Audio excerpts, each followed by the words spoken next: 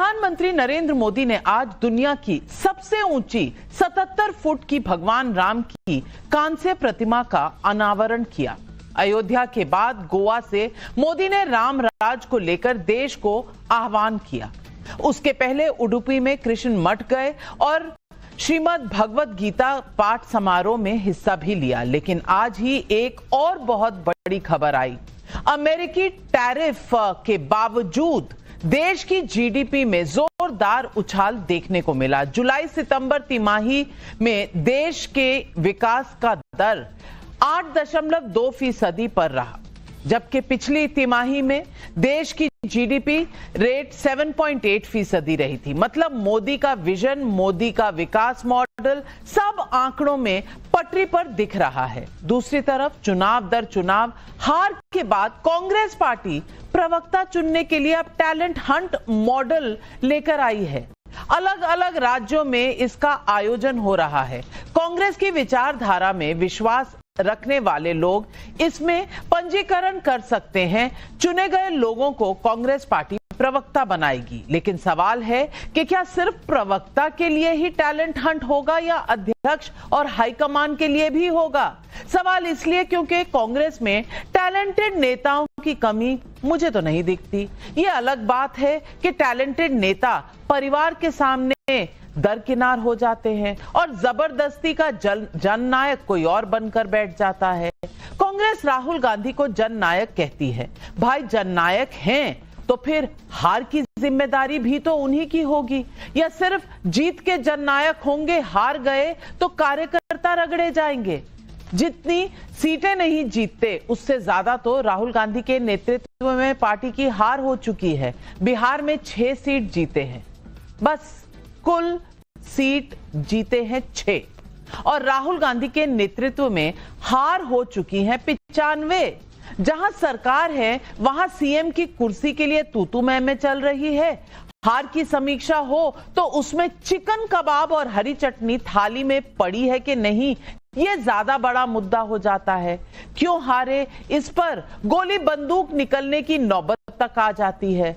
सवाल उठता है कि पार्टी है या फिर बनाना रिपब्लिक, और नेतृत्व कैसा है जो ना हार रोक पा रहा है, ना पार्टी में कलह ही रोक पा रहा है, ना गठबंधन को बांध कर रख पा रहा है, ना गठबंधन के नेताओं को अपने नेतृत्व का भरोसा दिला पा रहा है। ऐसे में पब्लिक पूछ रही है सवाल, जीते तो राहुल गांधी जननायक, हारे तो कार्यकर्ता खलनायक। यही है आज सवाल पब्लिक का।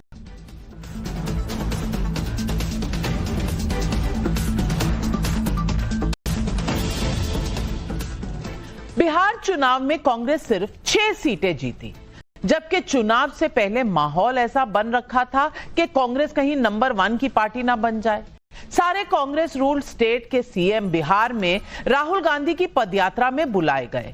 वोट चोरी का ऐसा नैरेटिव गढ़ा गया कि मानो यही सबसे बड़ा मुद्दा था। लेकिन ना कैंपेन ना सीट बंटवारे पर फैसला लेने में राहुल गांधी एक्टिव दिखे। जिसे कमान सौंपी उस पर क्या क्या आरोप नहीं लगे।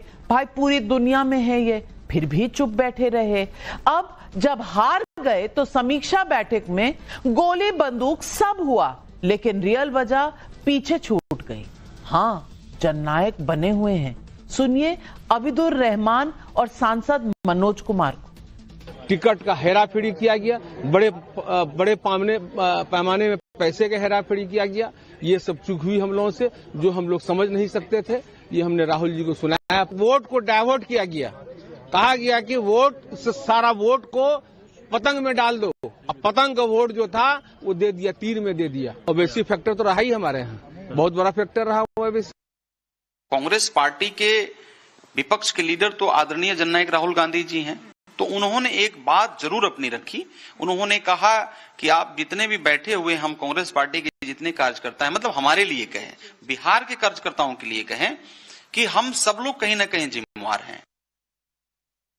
हार में सब लोग जिम्मेवार, जीत में जननायक एक राहुल गांधी। सवाल यह है कि अगर राहुल डिसीजन नहीं ले पा रहे तो दूसरे को आगे क्यों नहीं करते? मुझे नहीं लगता कि 6 दशक तक देश पर राज करने वाली पार्टी में नेताओं की कहीं कमी है। जमीनी कार्यकर्ताओं की भी कमी नहीं है, लेकिन उसमें जान फूंकनी होती है। उन्हें विश्वास दिलाना होता है कि नेतृत्व सही हाथों में है। अनुभव, युवा शक्ति, इन सबको जोड़कर एक ऐसी टीम बनाई जाती है जो 24 घंटे काम करे। ऐसा नहीं होगा कि अचानक से आए, 2-4 दिन माहौल बना दिए, फिर विदेश निकल गए। राजनीति पार्ट टाइम प्रोफेशन नहीं है, ये मैं नहीं, सब कहते हैं। और जब तक आप इसे पार्ट टाइम मानेंगे, आप हार की सेंचुरी की तरफ आगे बढ़ेंगे।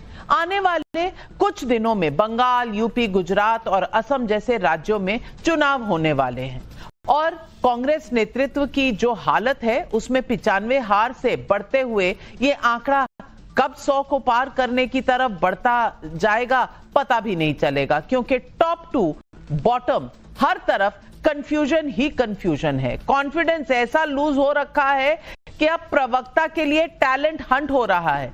मैं ग्राफिक्स के जरिए दिखाना चाहती हूं। देखिए, ये टैलेंट हंट फॉर्म है जिसमें नाम, पता, धर्म, जाति, शैक्षिक योग्यता सब कुछ तो पूछी जा रही है। ये तो समझ में आ गया, लेकिन यह भी पूछा जा रहा है कि आप मुस्लिम प्रतिनिधित्व, जाति गणना, वोट चोरी जैसे मुद्दों पर कितना तगड़ा बोल सकते हैं। अरे भाई, पका पकाया माल अंदर आना चाहिए चिल्लाने के लिए। कांग्रेस के इस टैलेंट हंट मॉडल पर बीजेपी भी हमलावर है। सुनिए। ओपन मंच राहुल गांधी जी ने दिया है कि जो लोग यहाँ से जिला स्तर से लेके जम्मू कश्मीर पीसीसी में या राष्ट्रीय स्तर तक जो है इसकी सिलेक्शन होगी टैलेंट हंट में, जो लोग ऑनलाइन अप्लाई करना चाहते हैं स्पोक्स पर्सन बनने के लिए, मीडिया के साथ जुड़ने के लिए, चर्चा में हिस्सा लेने के लिए ओपन न्योता है। ये कोई रियलिटी शो नहीं है, ये कोई बच्चों का सिंगिंग कंपटीशन नहीं होता है, ये कोई छोटे किड्स का डांस कंपटीशन नहीं होता है कि उसमें टैलेंट हंट किया जाता है। पॉलिटिकल पार्टीज की पॉलिसीज होती हैं, उनकी आइडियोलॉजी बेस्ड रणनीति होती है। अगर वहां भी टैलेंट हंट करके नौजवानों को ढूंढने की कांग्रेस कोशिश कर रही है, तो इसका साफ संदेश है कि कांग्रेस इस वक्त पूरे देश से लुप्त होने के कगार पर है। नेतृत्व की सही पहचान होती है कि आप राइट टाइम पर राइट डिसीजन कितना ले पाते हैं। कल हार पर मंथन बैठक में मुस्लिम डिप्टी सीएम के ऐलान का मुद्दा भी उठा।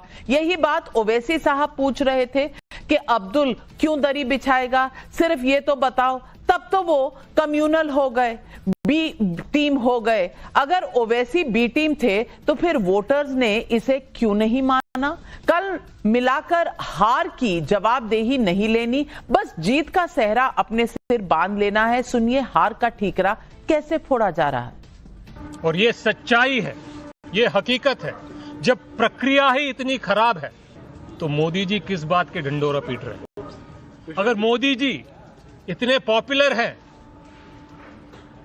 तो 60,000 लोग से लेकर 80,000 लोग एक एक विधानसभा को में पैसे देकर वोट खरीदने की क्या जरूरत पड़ी?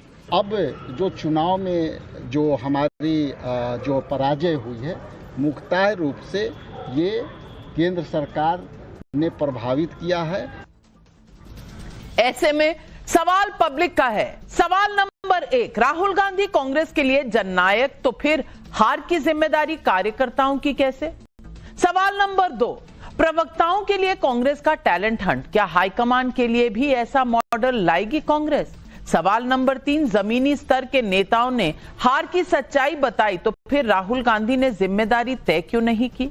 यही सवाल आज पब्लिक पूछ रही है और इन सवालों के जवाब देने के लिए आज हमारे साथ जुड़ रहे हैं बीजेपी की राष्ट्रीय प्रवक्ता राधिका खेड़ा मेरे दाहिनी तरफ, हमारे साथ हर्षवर्धन त्रिपाठी वरिष्ठ पत्रकार जुड़ रहे हैं, शादाब चौहान साहब नेता हैं AIMIM के, मेरी बाईं ओर आज जुड़ रहे हैं डॉक्टर राजकुमार राजन राष्ट्रीय प्रवक्ता RJD के, राजकुमार भाटी जी राष्ट्रीय प्रवक्ता समाजवादी पार्टी के। लेकिन सबसे पहले अश्विनी कुमार मिश्रा कांग्रेस के नेता से मेरा सवाल है। अश्विनी कुमार मिश्रा जी, अगर जीत गए तो जननायक राहुल गांधी और हार गए तो खलनायक आपकी पूरी पार्टी के बाकी कार्यकर्ता। ये कैसा आपका न्याय चल रहा है?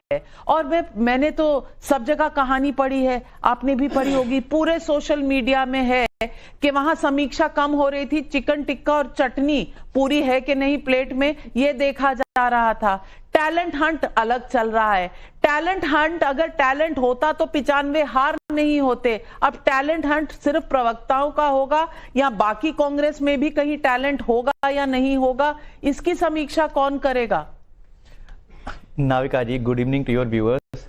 जनरली डेमोक्रेसी में होता है कि एक के अगर 51% वोट आए, 50 से थोड़े ज्यादा और एक के 50 से थोड़े कम आए, तो ज्यादा वाले को विनर डिक्लेयर कर दिया जाता है। बट अभी हमारी डेमोक्रेसी की हालत ऐसी है कि आप 60% वोट लाकर के भी भारतीय जनता पार्टी के इकोसिस्टम से जीत नहीं सकते। आपको कम से कम मार्जिन डिफरेंस 20% रखना पड़ेगा अपने वोटर में, तो आप इसी इकोसिस्टम में जीत सकते हैं। इसका जीता जाता उदाहरण आपको, नाविका जी, मुझे बड़ा दुख होता है ये जान करके कि आप जैसे प्रबुद्ध लोगों को ये विषय चिंतित नहीं करता है कि एक एक कॉन्स्टिट्यूएंसी में 55 से 60 हजार लोगों को पैसे दिए गए, 10-10 हजार रुपए, और उन्हीं महिलाओं की चुनाव में ड्यूटी भी लगाई गई। आप बताइए क्या ये चुनाव निष्पक्ष होगा अगर उन लोगों को चुनाव ड्यूटी में लगा दिया जाए जिनको आपने डायरेक्ट अकाउंट में पैसे भेजे हैं?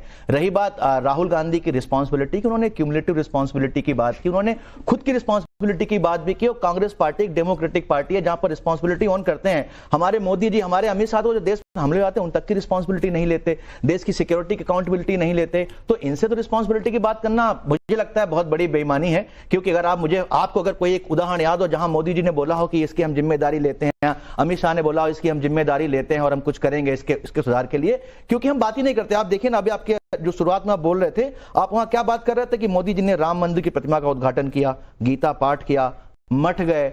ऐसे कब होगा जब हम बात करेंगे कि मोदी जी ने एक बहुत बड़े हॉस्पिटल का उद्घाटन किया, एक बहुत बड़ी यूनिवर्सिटी का उद्घाटन किया? ये सब चीजें विकास की बातें जब मीडिया करेगा ही नहीं, जब मीडिया भी इसी गुणगान में रहेगा कि मोदी जी की भक्ति में मोदी को भगवान राम का रूप बनाकर के आप पाटते रहे और कहीं ना कहीं जनता को ये यकीन चटाते रहे, भावना जैसी प्रभु मूरत देखी वैसी। मैंने आपको वही बताया कि यहाँ आज इकोनॉमी की ग्रोथ जो है, जीडीपी ग्रोथ, वो 8.2% है। वो तो आपको नहीं सुनाई दिया होगा, समझ भी नहीं आया होगा। नहीं, समझ भी नहीं आया होगा क्योंकि वहां आपका ध्यान जाता नहीं। आपका ध्यान कर्नाटक में अपनी पार्टी पर नहीं जा रहा मेरे भाई, वहां पर सड़कों पर आए हुए हैं सिद्धारमैया और डीके शिव कुमार। वो क्या क्या कह रहे हैं शायद आपको सुनाई नहीं दे रहा होगा। राहुल गांधी को तो कतई नहीं, क्योंकि वो मैसेज करते हैं ना कि I will meet you soon, ये भेजा उन्होंने मैसेज राहुल गांधी को। आपको ये सब नहीं दिखाई दे रहा होगा। लेकिन राधिका खेड़ा जी, इनका टैलेंट हंट चल रहा है। अब टैलेंट हंट चल रहा है तो मुझे लगता है कि कमबैक भी होगा पार्टी का और आगे के सारे चुनाव कांग्रेस पार्टी जीतेगी। आपको लगता है ऐसा होगा? नाविका जी, पहले तो कांग्रेस के प्रवक्ता को जीडीपी इसलिए नहीं दिखाई दिया, जिस पार्टी का नेता आटा को लीटर में तोलता है उनको जीडीपी से क्या लेना देना, समझ ही नहीं आएगा कि जीडीपी को गिना कैसे जाता है और क्या सही होती है। खैर, उस पर नहीं आते। आपने बिल्कुल सही कहा कि कार्यकर्ता खलनायक, इसीलिए वो हिडमा जिसकी वजह से छत्तीसगढ़ में पूरी की पूरी कांग्रेस खत्म हो गई, आज उसको सपोर्ट करने वाली महिलाओं को राहुल गांधी मिले हैं। वीडियो आज आया चाहे, और उन महिलाओं ने कहा कि हमने कुछ दिन पहले इंडिया गेट में प्रोटेस्ट किया, हमें उठा के ले गए। बताइए, जिस हिडमा ने पूरी कांग्रेस खत्म कर दी, कार्यकर्ता नहीं छोड़ा छत्तीसगढ़ में, उनके लिए नारे, उसके लिए नारे लगाने वाले हर घर से हिडमा निकलेगा। उनके साथियों से राहुल गांधी मिलकर कह रहे बहुत गलत हो रहा है, बहुत गलत हो रहा है। तो कार्यकर्ता को जो कुछ नहीं समझता, अपने कन्हैया कुमार, जिसको जयराम रमेश कहते हैं, राहुल गांधी के बाद सबसे बड़ा नेता है कांग्रेस पार्टी में, उसके स्टेज पे क्या हालत करी थी, पप्पू यादव की क्या हालत करी थी, सबने देखा था। अपने कार्यकर्ता को स्टेज पे नहीं खड़े होने देते। राजशाही परिवार है साथ, उनको वैसे भी बिहार के पसीने से बदबू आती है, सुप्रिया ने बताया था। लेकिन एक टैलेंट हट जो हो रहा है ना, पहले देखिए ये भी है कि अपने कार्यकर्ताओं के अंदर कह रहे हैं कि भैया कोई टैलेंट ही नहीं बचा है कांग्रेस में, जितना टैलेंट है मेरे पास है। और जिम्मेदारी किसको दी? उस महिला को, रागिनी नायक, ये पूरी जोन की जिम्मेदार है जो सुबह शाम प्रधानमंत्री को गाली और अभद्र भाषा लिखती है। यानी कि टैलेंट जो ढूंढना भी है और वैसा ढूंढना है। उस फॉर्म में एक लाइन थी जो शायद आपसे मिस हो गई, इन्होंने पढ़ के नहीं दिखाई। उसमें लिखा था कि कौन मोदी जी को ज्यादा गालियां दे सकता है, ये टैलेंट होना चाहिए। इसीलिए इनकी हालत ये हो रही है, जो पार्टी का जो भी कह ले, इनकी प्राइवेट लिमिटेड कंपनी है, उनके सीईओ हो, एमडी है, जो भी कहना चाहे उनको, जो आदमी अपने कार्यकर्ता की इज्जत नहीं करता, उनकी शहादत के बारे में नहीं सोचता, उनके कातिलों को सपोर्टर्स के साथ बैठ के मिलता है, उस पार्टी का गद से गड्ढे में जाना तो निश्चित है, कुछ बचा ही नहीं है उस पार्टी के अंदर। मैं पूछना चाहती हूँ राजकुमार भाटी जी, राजकुमार भाटी जी, आपकी पार्टी अलग है, अखिलेश यादव युवा नेता हैं और उनमें जीतने की एक लालसा, एक भूख है जो हर किसी को होनी भी चाहिए। आगे बढ़ने के लिए आपकी एस्पिरेशन होनी चाहिए, तभी आप अच्छा परफॉर्म करते हैं, आप अपना सब कुछ लगाते हैं। मैं पूछना चाहती हूं और आज मैं चाहूंगी कि आप ऑनेस्टली जवाब दें, सच्चाई से जवाब दें। मैं पूछना चाहती हूं कि जिस तरह की इस वक्त कांग्रेस की हालत है कि वो कहां हैं, क्या कर रहे हैं, कौन क्या करेगा, उनके जो जिसको इंचार्ज बना रहे हैं उसको उस राज्य का कुछ पता भी है कि नहीं? क्योंकि आपने तमाम कार्यकर्ताओं के डिस्ट्रिक्ट में सुने, बिहार में उन्होंने क्या कहा कि बाहर से लोग आए थे, सीट बेचकर वोट डाइवर्ट करके चले गए। मैं पूछना चाहती हूं आपसे, क्या ऐसी पार्टी के साथ रहकर आप विजय की तरफ जा पाएंगे? ये आपको भी समीक्षा करनी पड़ेगी जब आप अलायंस में हैं।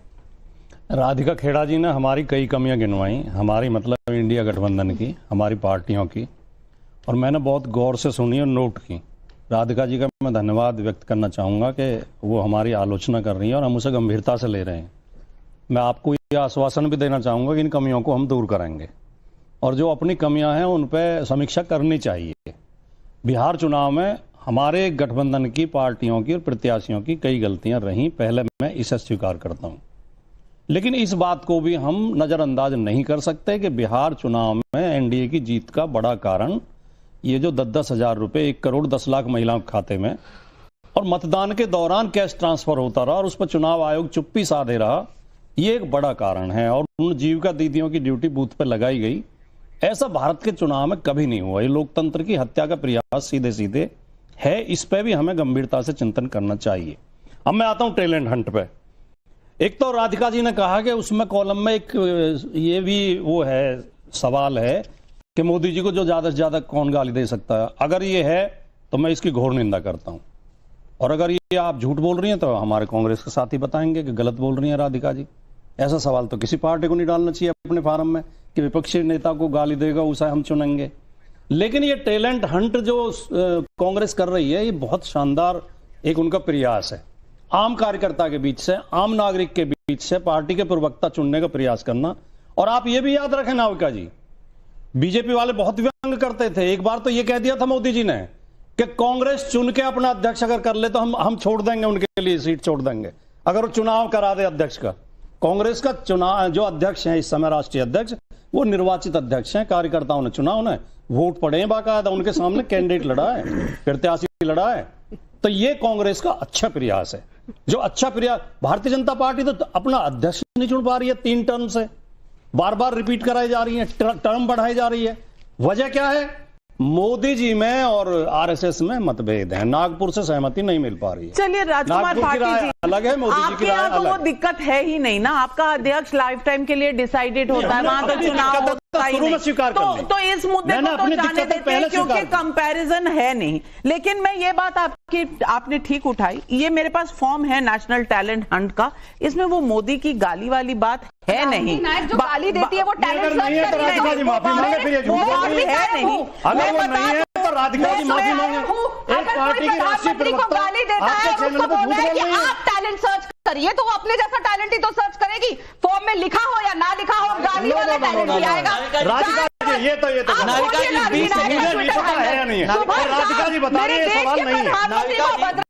और 2014 के पहले से टैलेंट हंट हो रहा है, हम भी टैलेंट हंट से ही आए थे। आप भी गाली देती थी प्रधानमंत्री जी को, राधिका जी आप भी प्रधानमंत्री जी को गाली देती थी। माफ कीजिएगा, मैं वीडियो प्रत्यक्ष चला देता हूँ, आप बताइए ना कौन सा फॉर्म था ये। नहीं नाविका जी, इन्होंने ये बहुत गलत बात की है, पहले इसका जवाब देंगे। मैं इनका ये वीडियो प्ले करूंगा जहां पर इन्होंने नरेंद्र मोदी जी को गालियां दी हैं। प्रधानमंत्री को मैं इनको वीडियो प्ले करूंगा जहां पर इन्होंने नरेंद्र मोदी को गालियां दी हैं। नहीं तो आप यहाँ पे प्ले कराइए, आप देखिए वीडियो, जनता भी तो सुने कि राधिका जी ऐसा कौन सा वॉशिंग मशीन में धुल गई है, ऐसा कौन सा वॉशिंग पाउडर आपके साथ हुआ? प्रधानमंत्री के अंदर इतनी हिम्मत नहीं है कि वो आपकी इस माइक के आगे आके खड़े होकर जवाब दे दे। 2 मिनट में गाली गा दी, लड़ेगी, कटेगी और सीना तो क्या हो गया? लड़ेंगे कटेंगे बिना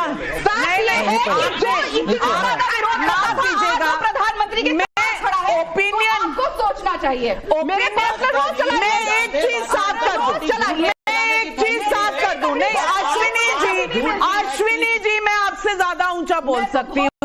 मैं सिर्फ इतना बताना चाहती हूँ कि मेरा शो फैक्ट्स के लिए जाना जाता है। जहां तक फैक्ट्स कंसर्न्ड है, ऐसा कोई कॉलम नहीं है जिसमें नरेंद्र मोदी को गाली देने की क्षमता मांगी गई है। ये कहा गया है वोट चोरी, caste census, women safety in India, Muslim representation, India foreign policy, abrogation of article 370 इन पर अंदर एक और फॉर्म दिया जाता है, इंटरनल है। मैं सिस्टम में रही हूँ, मुझे पता है सिस्टम कैसे चलता है। अंदर एक और फॉर्म दिया जाता है, वो सवाल पूछा जाता है। अगर आप किसी और चीज नहीं अगर आप और किसी चीज की बात करें तो वो जानकारी में नहीं है। जो ऑनलाइन फॉर्म है मैं इसकी बात कर रही हूँ, लेकिन उन्होंने रखी, लेकिन मुद्दा ये नहीं है। हर्षवर्धन त्रिपाठी जी, मैं मुद्दा आपसे पूछना चाहती हूँ। मुद्दा ये है कि भाई चुनाव हैं और चुनाव होते हैं अन्य राज्यों में। अब बिहार का किस्सा ले लीजिए, क्योंकि ये अभी के चुनाव हुए थे। अब यहां पर जननायक के पोस्टर लगे थे राहुल गांधी के। जब राहुल गांधी के लगे तो फटाफट तेजस्वी यादव जी के भी लग गए। लेकिन जब हार गए, वो 25 में सिमट गए, ये 6 में सिमट गए, तो सब कह रहे हैं कि भाई साझा है हमारी प्रॉब्लम। ये कहां तक सही है? और दूसरी बात, सारे कार्यकर्ता जो हैं और जितने भी वहां के लीडर हैं, वो कल समीक्षा की 4 घंटे की बैठक में आए और बता के गए कि वोट डाइवर्जन हुआ, टिकटें बेची गई, पैसे में गोलमाल हुई, लोग उठाकर भाग गए, किसी ने देखा नहीं कि क्या हो रहा है, अलायंस में भी प्रॉब्लम थी। यहां तक भी कहा गया कि ओवैसी जी के कहने के बाद हमने डिप्टी सीएम माइनॉरिटी से नहीं बोला, इसका भी खामियाजा भुगतना पड़ा।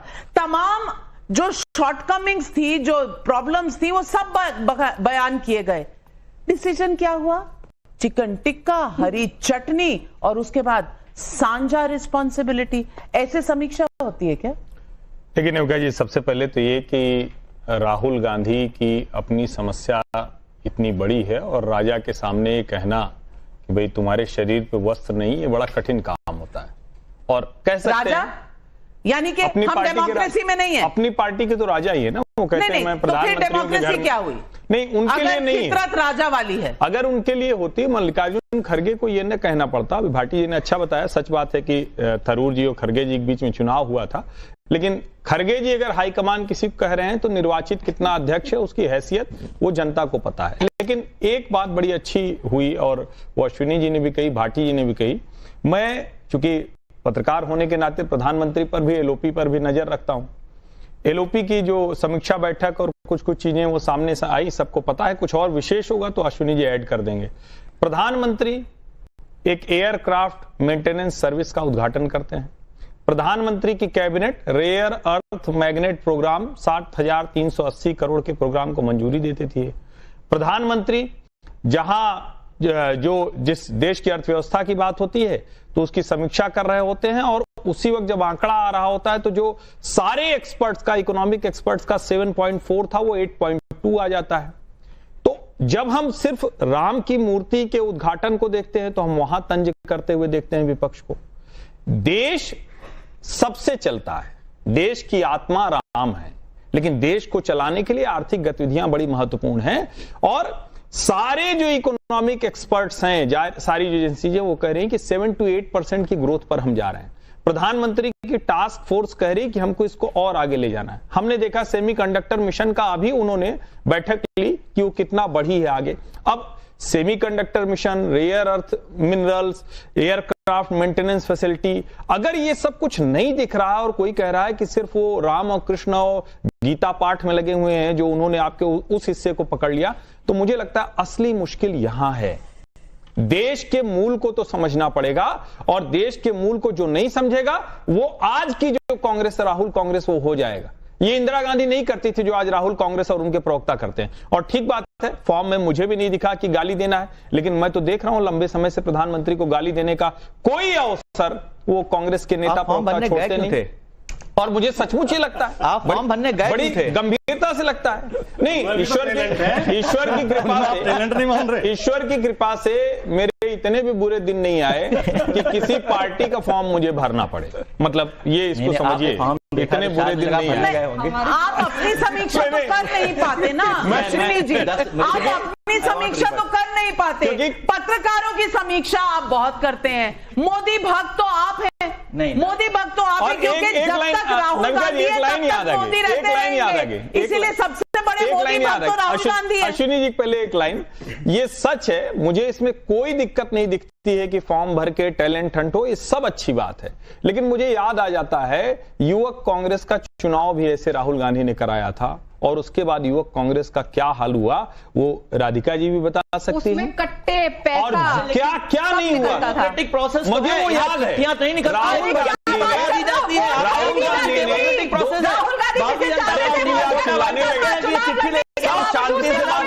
सब शांति से बात कर रहे थे, आप चिल्लाने लगे। लेकिन मूल सवाल से पूछा जाना चाहिए, राहुल गांधी कब सीरियस होंगे? नविका जी, मैंने देखा है आपके पांव में चोट लगी थी तब भी आप डिबेट कर रही थी, आपके हाथ में चोट लगी थी तब भी आप डिबेट कर रही थी, और जब डी डेज होते हैं तब तो मैं आपको यहीं देखता हूं, लगता है यहीं मतलब कब जाती हैं कब। लेकिन राहुल जी चुनाव के पहले, चुनाव के बीच में, चुनाव के बाद। और एक लाइन का और जिक्र कर दूं, उसके बाद फिर मेरा समय खत्म हो जाएगा। आज मैंने एक बहुत अच्छी चीज देखी। भगवान आपको दीर्घायु दे। आप क्यों कह रहे हैं मेरा यहाँ का समय, अभी मैं अपना समय दे रहा हूं। अखिलेश जी ने SIR BLO के जरिए SIR फॉर्म भरा है।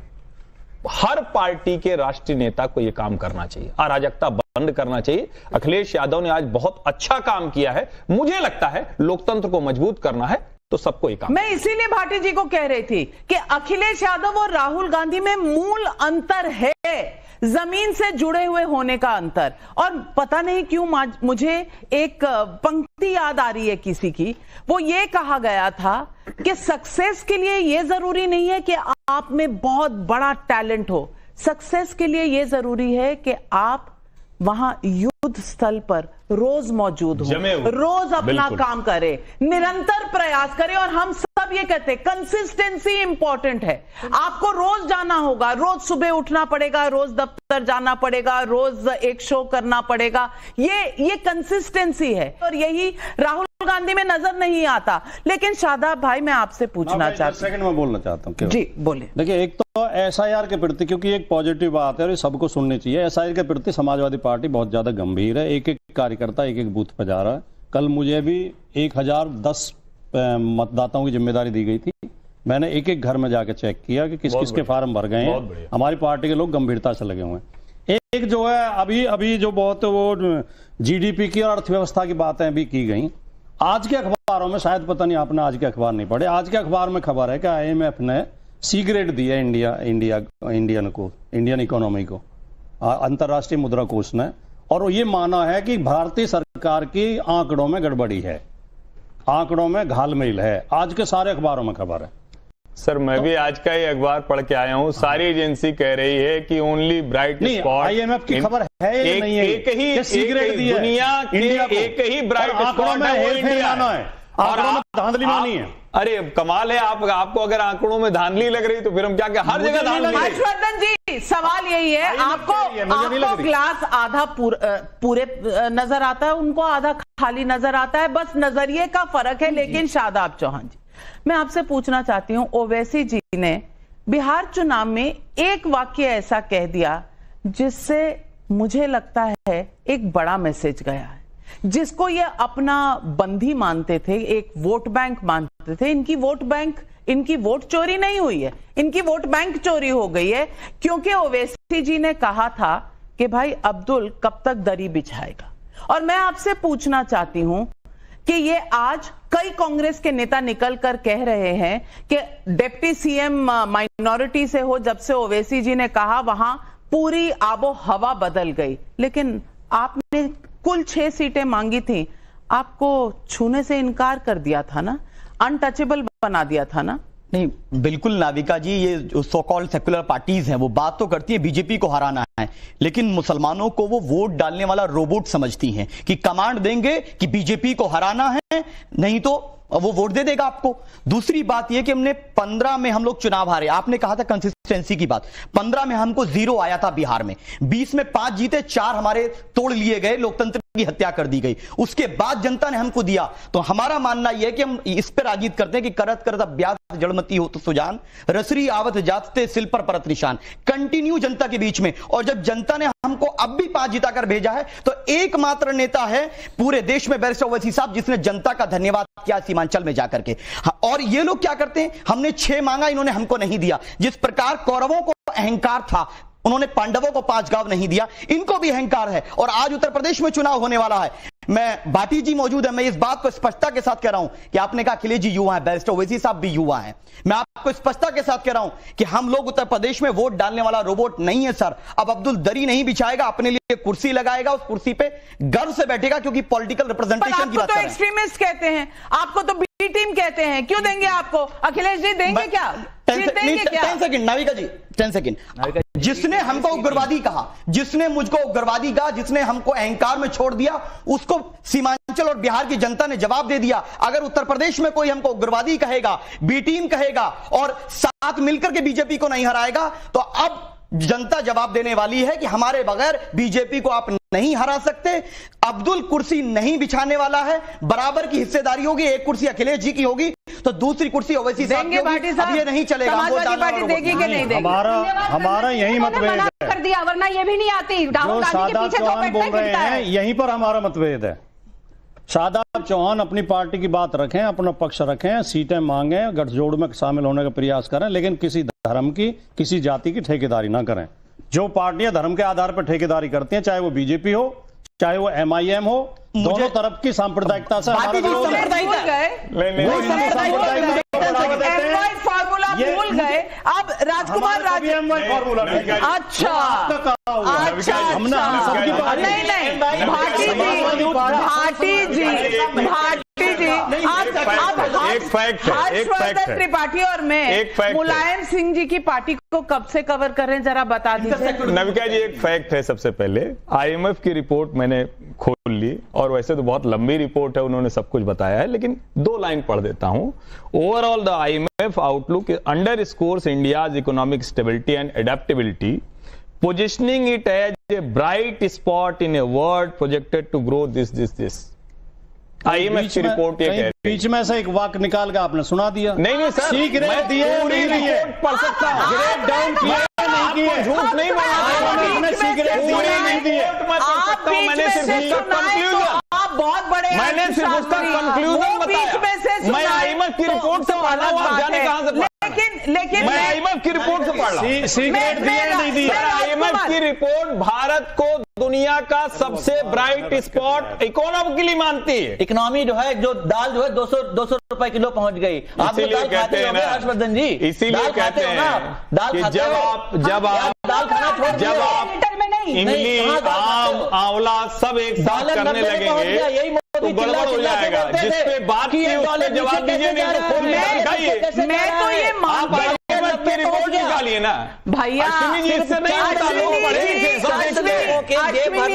देश तरक्की नहीं करता। अश्विनी जी, मैं तो यही कह रही हूँ कि महंगाई है, बेरोजगारी है, डॉलर बहुत हाई जा रहा है, रुपी लो है, लेकिन फिर भी आप पब्लिक ओपिनियन बना नहीं पा रहे हैं। टाइम्स ऑफ इंडिया में अधिकारी विफल है, ये आज देश जान गया। लेकिन राजकुमार राजन जी, मैं आपसे पूछना चाहती हूँ, राजकुमार राजन जी, अभी 2 चीजें हुई, शायद किसी ने नोटिस नहीं किया। भाटी जी ने कहा SIR में हम पूरी तरह पार्टिसिपेट कर रहे हैं, तृणमूल कांग्रेस कह चुकी है कि हम पूरी तरह पार्टिसिपेट कर रहे हैं SIR एक्टिविटी में, यानी कि, और तेजस्वी जी ने भी वोट चोरी को कोई खास हवा दी नहीं थी बिहार चुनाव में, यानी कि एक अकेला राग हाँकने वाले वोट चोरी का वो राहुल गांधी हैं। अब राहुल गांधी के रास्ते जाने की वजह से आपने देख ही लिया उनकी पार्टी के लोग क्या कह रहे हैं। मैं आपसे पूछना चाहती हूं कि जब भी मैदाने जंग में जाना होता और मैं इलेक्शन को मैदाने जंग एक पोइटिक फॉर्म में कह रही हूं कि मैदाने जंग में जाना होता है तो अपने स्ट्रेंथ और अपनी वीकनेस देखनी पड़ती है। राहुल गांधी हर अलायंस की स्ट्रेंथ बन रहे हैं या वीकनेस? आपका आकलन क्या है? नाविका जी, बिहार का चुनाव संपन्न हुआ और बिहार का चुनाव एक बहुत बड़ा संदेश देता है देश को, और वह संदेश है कि चुनाव की प्रक्रिया में जिस तरह से आचार संहिता का उल्लंघन हुआ, अगर हर राज्यों में हर चुनाव में ऐसा उल्लंघन होगा तो चुनाव परिणाम जाहिर सी बात है कि बिहार की तरह होगा। माननीय राहुल गांधी, अभी जो डिबेट चल रहा था, बहुत सारी बातें चल रही थी और उन बातों में कहा गया कि टैलेंट हंट पर व्यंग किया जा रहा है। टैलेंट हंट एक लोकतांत्रिक प्रक्रिया है। यह देश लोकतांत्रिक प्रक्रियाओं का एक बहुत बड़ा हिस्सेदार है और वह छोटे से लेकर बड़े कार्यों में टैलेंट हंट का एक विशेष महत्व है। उसका सम्मान करना चाहिए, उसका विरोध नहीं करना चाहिए, व्यंग नहीं करना चाहिए। ये तो अच्छी बात है। एक सामान्य व्यक्ति के अंदर भी अगर टैलेंट होगा तो वह कांग्रेस का नेतृत्व करेगा, प्रवक्ता बनेंगे। दूसरी बात, बिहार के चुनाव में राहुल गांधी हो या माननीय तेजस्वी जी हो, विपक्ष की पूरी पार्टियां हो, बहुत मुस्तैदी से बिहार के चुनाव में मुद्दे को लेकर जनता के बीच गए थे और मुद्दे की बात की गई थी। चुनाव प्रक्रिया में जिस तरह से आचार संहिता का उल्लंघन हुआ, चुनाव आयोग पर बार बार प्रश्न उठना लाजमी है, उठना भी चाहिए। उसमें प्रक्रिया में जो गलतियां थी, सुप्रीम कोर्ट में गए, सुप्रीम कोर्ट ने जो निर्णय दिया, अंतिम निर्णय मानना पड़ा। लेकिन चुनाव की आचार संहिता लागू है और एक विधानसभा में लगभग 125 करोड़ रुपए जिस तरह से बांटे गए, न केवल बांटे गए, चुनाव के ठीक एक दिन पहले हर फ्राइडे को जब भी ऐसा होता था, आप देखें कि हर महिलाओं के अकाउंट में 10-10 हजार रुपया जा रहा है, वृद्धा पेंशन का रुपये जा रहे हैं। ये लोकतंत्र का कौन सा मूल्य है जब चुनाव के बीच में आप वोट खरीद लेंगे?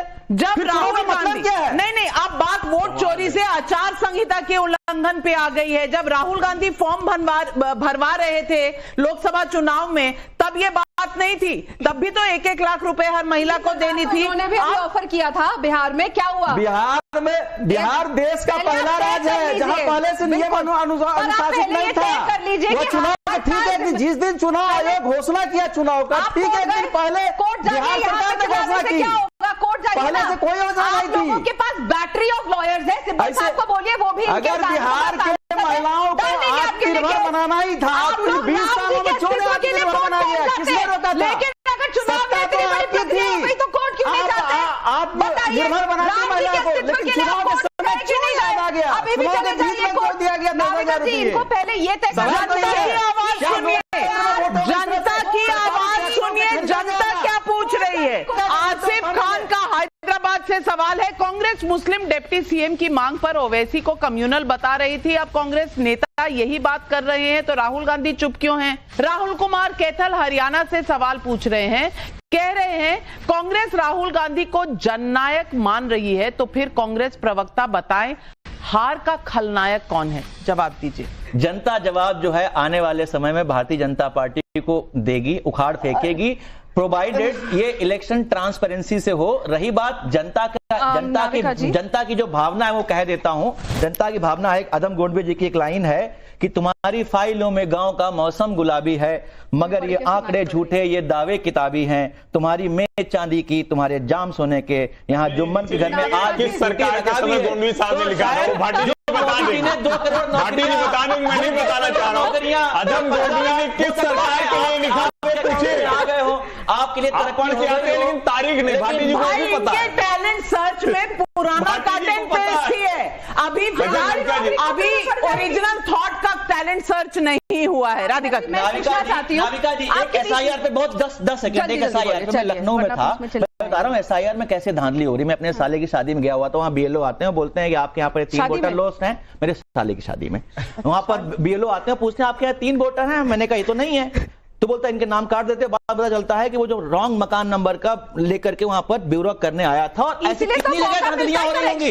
आप मुझे ये बताइए, एक बीएलओ आकर के वहां पर मेरे सामने की घटना है, वो पूछता है 3 व्यक्ति हैं, BLO को जानने के बाद इनका ये हाल है। BLO को जानने के बाद, शादी में निमंत्रण देने के बाद इनका ये हाल है कि नाम डिलीट हो जा रहे हैं। लेकिन मेरे नाम नहीं थे, वो मेरे साले के घर वाले थे, उनके नाम थे, मैं तो वहां पर गेस्ट था। राधिका, एक सवाल पूछना चाहती हूँ। राहुल गांधी ने बड़ा नैरेटिव चलाया, वोट चोरी हो गई, वोट चोरी। बिहार चुनाव के बीच में हरियाणा के बारे में प्रेस कॉन्फ्रेंस करके कहा वोट चोरी हो गई। एफिडेविट नहीं दिया, चलिए उनकी मर्जी है, लेकिन बार बार कहा कि इलेक्शन कमीशन सारी फुटेज डिलीट कर देती है। तो क्या आप 45 डेज की वेट कर रहे हैं अपने चोरी के आरोप के लिए? अभी तक आपने फुटेज क्यों नहीं मांगी है? फिर राहुल गांधी 45 डेज के बाद कहेंगे आज मैं हाइड्रोजन बॉम्ब छोड़ूंगा, और उसमें कहेंगे देखिए सारी फुटेज ला दी, दिखाइए क्या। लेकिन राहुल फिर भी जननायक और कार्यकर्ता फिर भी कलनायक। और हमने ये सवाल जनता से पूछा, कांग्रेस राहुल गांधी को जननायक कहती है तो क्या हार की पूरी जिम्मेदारी राहुल को लेनी चाहिए? 30,000 लोगों का सैंपल साइज है। हाँ कहने वाले 85% लोग, नहीं कहने वाले 12%। जिम्मेदारी छोड़िए, जिम्मेदारी की कमेटी की रिपोर्ट भी नहीं पढ़ी जाती, क्योंकि all the time and conclusion is clear. Rahul Gandhi Jannayak, Rahul Gandhi greatest, Rahul Gandhi greatest, यही रहेगा हाल। ग्रेटेस्ट, बिल्कुल, वेरी गुड, ऐसे रहिए, हम तो चाहते हैं आपके लिए राहुल गांधी ग्रेट है। जनता उनके साथ है। आप लोगों की वोट चोरी कभी न कभी तो एक्सपोज होगी। For more of such videos, do like, share and subscribe to ET Now Swadesh.